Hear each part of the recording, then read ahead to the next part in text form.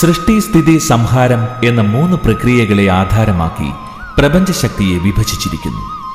പരസ്പരം അഭേദ്യമായി ബന്ധപ്പെട്ടിരിക്കുന്ന ഈ ശക്തികളെ ഒന്നിച്ച് ദർശിക്കാവുന്ന ഈ ദേവഭൂമിയിൽ പണ്ട് ത്രേതായുഗത്തിൽ വ്രതശുദ്ധിയോടെ ഒരിക്കൽ നോറ്റുകൊണ്ട് പരശുരാമൻ തന്റെ കൈകളാൽ വധിക്കപ്പെട്ടവരുടെ ഗതി കിട്ടാതെ അലഞ്ഞു നടന്ന ആത്മാക്കൾക്ക് ബലിതർപ്പണം ചെയ്തു.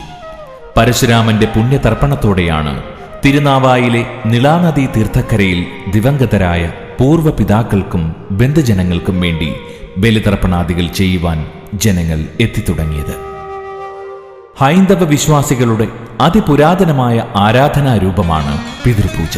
ഗൃഹസ്ഥാശ്രമികളുടെ ധാർമ്മിക ജീവിതത്തിലെ അടിസ്ഥാന കർമ്മമായ പഞ്ചമഹായജ്ഞങ്ങളിൽപ്പെട്ട പിതൃയജ്ഞമാണിത്. ദിവംഗതരായ പൂർവികരെയും അവരുടെ സദ്ഗുണങ്ങളെയും ശ്രദ്ധാപൂർവം സ്മരിക്കുകയും ജീവിച്ചിരിക്കുന്നവരെ ശുശ്രൂഷിച്ച് തൃപ്തിപ്പെടുത്തുകയും ചെയ്യുന്നതാണ് പഞ്ചമഹായജ്ഞം. ദിവംഗതരായ പൂർവികർക്ക് വേണ്ടിയുള്ള കർമ്മങ്ങളിൽ ശ്രാദ്ധം, തർപ്പണം എന്നിങ്ങനെ 2 അനുഷ്ഠാനങ്ങളുണ്ട്. ശ്രദ്ധാപൂർവം ചെയ്യുന്ന ശുശ്രൂഷയാണ് ശ്രാദ്ധം. മാതാവ്, പിതാവ്, പിതാമഹൻ, ഗുരു തുടങ്ങിയ മഹത്തുക്കളെ മന്ത്രസഹിതമായ കർമ്മങ്ങളിലൂടെ തൃപ്തരാക്കുന്നതിനെ തർപ്പണം എന്ന് പറയുന്നു. ജലതർപ്പണം, അന്നബലി എന്നിവയാൽ പിതൃക്കളെ സംതൃപ്തരാക്കുവാൻ ശ്രാദ്ധമൂട്ട് നടത്തുന്നു. ശ്രാദ്ധമൂട്ടിന്റെ ഉത്ഭവത്തെക്കുറിച്ച് ഒരു ഐതിഹ്യമുണ്ട്.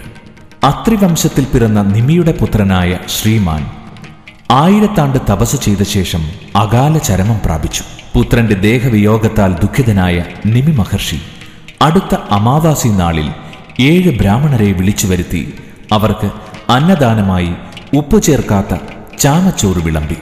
ഒപ്പം ദർഭപുല്ലുകൾ നിരത്തിയിട്ട് അതിൽ മരിച്ചുപോയ പുത്രന്റെ നാമഗോത്രങ്ങൾ ചൊല്ലി പിതൃപിണ്ഡമായും വെച്ചു. പൂർവികരോ മഹാമുനിമാരോ ചെയ്തിട്ടില്ലാത്ത ഈ കർമ്മത്തിൽ പിന്നീട് നിമിക്ക് കുറ്റബോധമുണ്ടായി. അപ്പോൾ പിതാമഹനായ അത്രി മഹർഷി പ്രത്യക്ഷപ്പെട്ട് നിമി അനുഷ്ഠിച്ച പിതൃയജ്ഞം ബ്രഹ്മനിശ്ചിതമാണെന്ന് പറഞ്ഞ് അദ്ദേഹത്തെ അനുഗ്രഹിച്ചു. പിതൃക്കൾ ഒരു കൂട്ടം ദേവതമാരാണ്. ബ്രഹ്മാവിന്റെ പുത്രൻ മനു പ്രജാപതിയിൽ നിന്ന് മാരീചി മുതലായ സപ്തർഷികൾ ഉടലെടുത്തുവെന്നും മാരീച്യാദികൾ പിന്നീട് പിതൃക്കളെ സൃഷ്ടിച്ചുവെന്നുമാണ് പുരാണം. പിതൃക്കളിൽ അഗ്നിശോത്തന്മാരും ദേവപിതൃക്കളും യാഗം ചെയ്യാത്തവരാണ്. ബഹിഷർത്തുകൾ എന്നറിയപ്പെടുന്ന പിതൃക്കൾ യാഗം ചെയ്യുന്നവരാണ്. സാധ്യായ ദേവന്മാരുടെ പിതൃക്കളാണ് സോമസദസ്യർ. ബ്രാഹ്മണ പിതൃക്കളെ സോമബന്മാർ എന്നറിയപ്പെടുന്നു. ഹവിർഭുക്കുകൾ ക്ഷത്രിയരുടെയും ആജ്യപർ വൈശ്യരുടെയും സുഗാലികൾ ശൂദ്രരുടെയും പിതൃക്കളാണ്. വിശ്വദേവന്മാരുടെ സംരക്ഷണയിൽ കഴിയുന്ന പിതൃക്കളുടെ ഒരു ദിവസം മനുഷ്യർക്ക് ഒരു വർഷമാണ്. പിതൃക്കളെ ദിവസവും ഊട്ടുന്നു എന്ന സങ്കല്പത്തിലാണ് മരിച്ച ദിവസത്തെ തിഥിയോ നക്ഷത്രമോ കണക്കിലെടുത്ത് ശ്രാദ്ധകർമ്മം അനുഷ്ഠിക്കുന്നത്.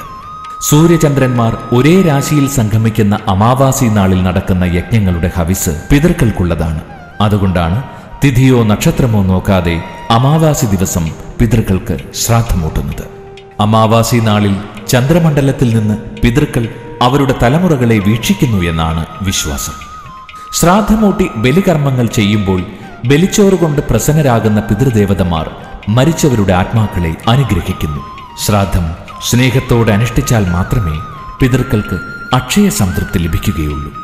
പിതൃശ്രാദ്ധത്തിന് ഉത്കൃഷ്ടമായ ഒരു ലക്ഷ്യമുണ്ട്. നമുക്ക് ജന്മം തന്ന നമ്മുടെ മാതാപിതാക്കളെയും അവരുടെ മാതാപിതാക്കളെയും പിൻതലമുറകളെയും സ്മരിച്ചുകൊണ്ട് മനുഷ്യജന്മം നൽകിയതിന് അവരോട് നന്ദി പറയുകയും ഈ ആചാരം വരുന്ന തലമുറയ്ക്ക് ഒരു മാതൃകയായി കാണിച്ചു കൊടുത്ത് പൂർവികരോടുള്ള നമ്മുടെ മാനസിക കർമ്മബന്ധങ്ങളെ നിലനിർത്തുകയും ചെയ്യുക എന്നതാണത്. പൂർവികരോടുള്ള ആത്മബന്ധമുറപ്പിക്കുന്ന ഈ ചടങ്ങിൽ നാം നൽകുന്നത് പിതൃക്കൾ സ്വീകരിക്കുന്നതിലല്ല, മറിച്ച് അവർ നാം നൽകുന്നത് സ്വീകരിച്ച് അനുഗ്രഹിക്കണമെന്ന് പ്രാർത്ഥിക്കുന്നതിലാണ് മഹത്വം കുടികൊള്ളുന്നത്. തിരുനാവാ ക്ഷേത്രത്തിൽ ബലിതർപ്പണത്തിനെത്തുന്നവർ തലേന്ന് വ്രതമെടുത്തിരിക്കണമെന്നതാണ് പ്രമാണം. രാവിലെ ബലിയിടുവാൻ എത്തുന്നവർ നിളയിൽ മുങ്ങി ശുദ്ധരായി കയ്യിൽ പവിത്രമോതിരമണിഞ്ഞ് ശ്രാദ്ധകർമ്മത്തിന് തയ്യാറാകുന്നു. ബലികർമ്മത്തിന്റെ മുന്നോടിയായി പൂവും എള്ളും ചന്ദനവും ദർഭയും ഒരിലയിൽ ഒരുക്കി വച്ച് അതിനു മുന്നിൽ തറ തളിച്ചു മെഴുകി സ്ഥലശുദ്ധി ചെയ്യും. ശുദ്ധി ചെയ്ത തറയിൽ പിതൃവിനെ മനസ്സിൽ ധ്യാനിച്ച് ദർഭ വിരിക്കും. ദർഭപീഠമായ തറ പിതൃവിന്റെ ഗൃഹമായും അതിലെ കൂർച്ചവും ദർഭയും പിതൃവിന്റെ ശരീരമായും സങ്കല്പിച്ചിരിക്കുന്നു. തുടർന്ന് എള്ളും പൂവും ചന്ദനവും 2 കൈകളിലായി പകത്തെടുത്തുകൊണ്ട് സപ്തനദികളെ മന്ത്രം ചൊല്ലി ആവാഹിച്ച് സമീപത്തുള്ള പാത്രത്തിലെ ജലത്തിൽ നിക്ഷേപിക്കുന്നു. എള്ള്, പൂവ്, ചന്ദനം 2 മണി അരി എടുത്ത് കയ്യിൽ വെള്ളം മുക്കി പിടിക്കുന്നു. പിടിച്ചിട്ട് ആയാതു വരുണശീഘ്രം പ്രാണിനം പ്രാണരക്ഷണം അതുല്യ ബലവാനത്ര സർവതേജോ നിധേ നമ പാത്രത്തിലിടുന്നു. അത് കഴിഞ്ഞാൽ വീണ്ടും എള്ള്, പൂവ്, ചന്ദനം 2 മണി അരി വീണ്ടും എടുത്ത് വെള്ളം മുക്കിയെടുത്ത് ഗംഗൈജ യമുനൈജൈവ ഗോദാവരി സരസ്വതി നർമ്മദ സിന്ധു കാവേരി ജലസ്മിൻ സന്നിധിം ഗുരു പാത്രത്തിലിടാം. അത് കഴിഞ്ഞാൽ 2 കൈകൊണ്ടും പാത്രം അടച്ച് പിടിച്ച് 10 പ്രാവശ്യം നമശിവായ ചൊല്ല. നമശിവായ നമശിവായ നമശിവായ 10 പ്രാവശ്യം ജപിക്കുക. അത് കഴിഞ്ഞാൽ ആ തീർത്ഥെടുത്ത് അവരുടെ ദേഹത്ത് തലയിലൊക്കെ തളിക്കുന്നു. ഇതോടെ കർമ്മം ചെയ്യുന്ന ആൾ സപ്തനദികളിൽ മുങ്ങി ദേഹശുദ്ധി ചെയ്തുവെന്ന് കരുതപ്പെടുന്നു. വീണ്ടും 2 കൈകളിലും പകുത്തെടുത്ത എള്ളും പൂവും ചന്ദനവും വെള്ളവുമായി പിതൃവിന്റെ പേരും നാളും ചൊല്ലി ആവാഹനാമന്ത്രം ഉരുവിട്ടുകൊണ്ട് പിതൃവിനെ ആവാഹിച്ച് ദർഭയുടെ തലഭാഗത്ത് ഇരുത്തുന്നു. ആവാഹന കർമ്മം കഴിഞ്ഞ് പിതൃവിന് ജലരൂപേണ അഭ്യംഗം, അഭ്യംഗ പരിഹാരം, ദന്തശോചനം, ജിഹ്വശോചനം, ദന്തൂഷം, സ്നാനജലം, പാദശോചനം എന്നിവ നൽകുന്നു. പിതൃവിന് ദന്തശോചനം മുതൽ എണ്ണ തേച്ച് കുളി വരെയുള്ള കാര്യങ്ങൾ ചെയ്യുന്നു എന്ന സങ്കല്പമാണിത്. ഇങ്ങനെ ശുദ്ധി ചെയ്യപ്പെട്ട പിതൃവിനെ പേരും നാളും ചൊല്ലി ആവാഹിച്ച് ദർഭയുടെ തലയ്ക്കിൽ നിന്ന് മധ്യഭാഗത്തേക്ക് കൊണ്ടുവരുന്നു. പുറത്തുനിന്ന് പിതൃവിനെ കൊണ്ടുവന്ന് ശുദ്ധി ചെയ്ത് ഗൃഹത്തിൽ കയറ്റുന്നു എന്ന ക്രിയ ഇതോടെ കഴിയും. ഗൃഹപ്രവേശം ചെയ്ത പിതൃവിന് ഉദകക്രിയ ചെയ്യുന്ന ചടങ്ങാണ് അടുത്തത്. പിതൃവിന് ജലം കൊണ്ട് 3 പ്രാവശ്യം ശുദ്ധോദകവും, ചന്ദനം കൊണ്ട് 3 വട്ടം ദന്തോദകവും, എള്ളുകൊണ്ട് 3 തവണ തിലോദകവും നൽകും. എള്ള് പിതൃവിന്റെ ആത്മാവായി സങ്കല്പിക്കപ്പെട്ടിരിക്കുന്നു. ഉദക കർമ്മത്തിനു ശേഷം 3 വട്ടം നമസ്കരിച്ച് തൊഴുത് ശയ്യവിരിച്ച ദർഭയുടെ ഇടതുഭാഗം തളിച്ചു മെഴുകി അവിടെ ദാനപ്രായശ്ചിത്ത കർമ്മങ്ങൾ ആരംഭിക്കും. നാണയവും അക്ഷതവും കയ്യിൽ വെച്ചുകൊണ്ട് മന്ത്രത്തോടുകൂടി പശുദാനം, കർമ്മശുദ്ധി പ്രായശ്ചിത്തം, സ്ഥലശുദ്ധി പ്രായശ്ചിത്തം, പ്രേതശുദ്ധി പ്രായശ്ചിത്തം, ബ്രഹ്മദാന പ്രായശ്ചിത്തം, പ്രസർപ്പദാനം, കർത്തൃദോഷ പ്രായശ്ചിത്തം, അഷ്ടഗയദാനം, ശ്രാദ്ധപിണ്ഡദാനം, സർവപ്രായശ്ചിത്തം എന്നീ കർമ്മങ്ങൾ ചെയ്യുന്നു.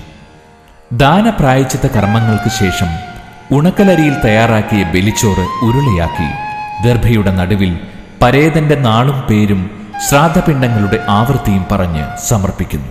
തുടർന്ന് വെള്ളവും ചന്ദനവും എള്ളും പൂവും 5 പ്രാവശ്യം നൽകി പിതൃവിനെ ഒന്ന് നമസ്കരിക്കുന്നു.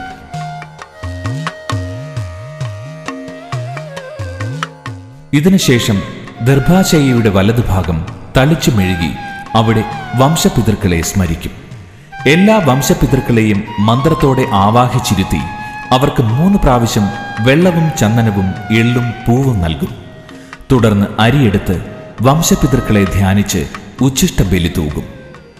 വംശപിതൃബലി കഴിഞ്ഞ് ഇലയിലെ എള്ളും പൂവും ചന്ദനവും വാരിയെടുത്ത് 2 കൈകളാലും ബലിപിണ്ഡത്തെ 3 പ്രാവശ്യം വലം ചെയ്ത് മന്ത്രപൂർവം പിതൃവിനെ വിഷ്ണുപദത്തിലേക്ക് സമർപ്പിക്കുന്നു.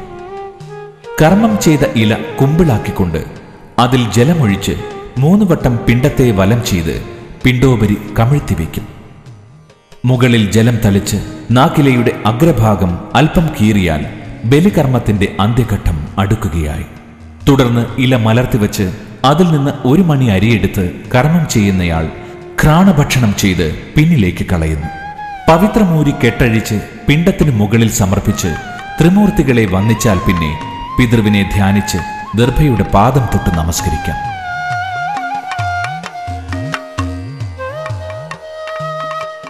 നമസ്കാരശേഷം പിണ്ടവസ്തുക്കൾ തലയിലേറ്റി നിളയിലിറങ്ങി അവിടെ ഗയയിൽ ശ്രാദ്ധം ചെയ്യുന്നതായി സങ്കല്പിച്ചുകൊണ്ട് ഇല നദിയിലേക്ക് ഒഴുക്കാം.